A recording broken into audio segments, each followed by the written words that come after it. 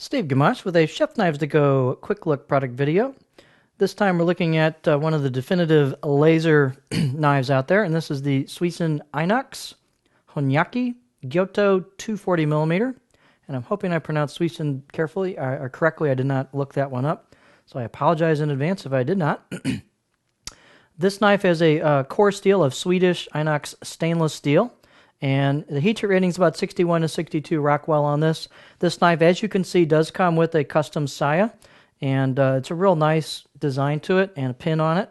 It's real nice fit and finish on that. So I'm going to just set that off to the side here. The knife itself is very, very light. As I said, this is one of the definitive lasers out there. The weight on this knife is 5.1 ounces, 146 grams for a 240. That's darn light. The blade length is about 235, slightly undersized, 9¼ inches, and the overall length is about 15 and 0.35 inches for the whole blade. The spine at the base, this is a very thin blade.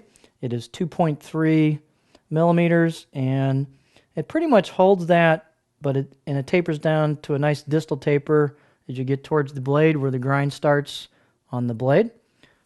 The height on this is 48.7, so just kind of right in the middle of a good geometry for a 240. The handle on this, I've left the plastic on it. It's got a shrink wrap plastic, and I just left that on there for the next person that's getting this knife. But beautiful fit and finish. It's got, it looks to me to be yew as far as the handle goes. And not hoe wood. It's octagonal, so it's ambidextrous. It's got a buffalo horn ferrule. Real nice fit and finish on this. The circumference is just slightly over 3 inches, and it just feels great.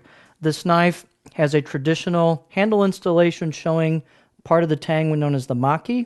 So you've got a little bit of gap there. There's nothing wrong with that. That is the standard traditional Japanese handle installation.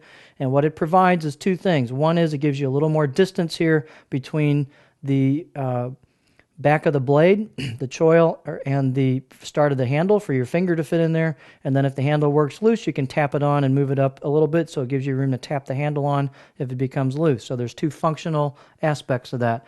And it does give you a perfect fit for your finger for a pinch grip. It feels wonderful. This has great fit and finish, relieves nicely rounded, sanded choil neck area and spine. Beautiful fit and finish on this blade.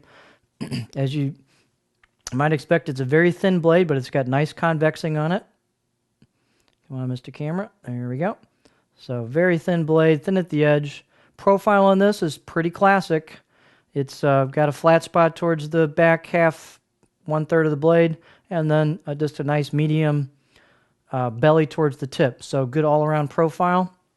Balance point on this is right here behind the logo. And it's pretty close to a pinch grip, and this knife just feels like a nimble little lightsaber in your hand, and just a beautifully, beautifully done blade. So, out-of-the-box edge on this is very good. It could use a little bit. Actually, this particular one has some tooth on it. I don't have my notes right in front of me, but it's got a nice sharp edge on it, and it's got a bit of tooth on it, so it's got a really nice out-of-the-box edge on it. I'd probably give it a 7 out of 10. So it's pretty well ready to go, just right out of the box. And so if you want one of the definitive, original, super nice mono steel stainless blades, that's all stainless and just a great thin laser style blade, there you have the Suisin Inox Honyaki Gyuto 240 millimeter.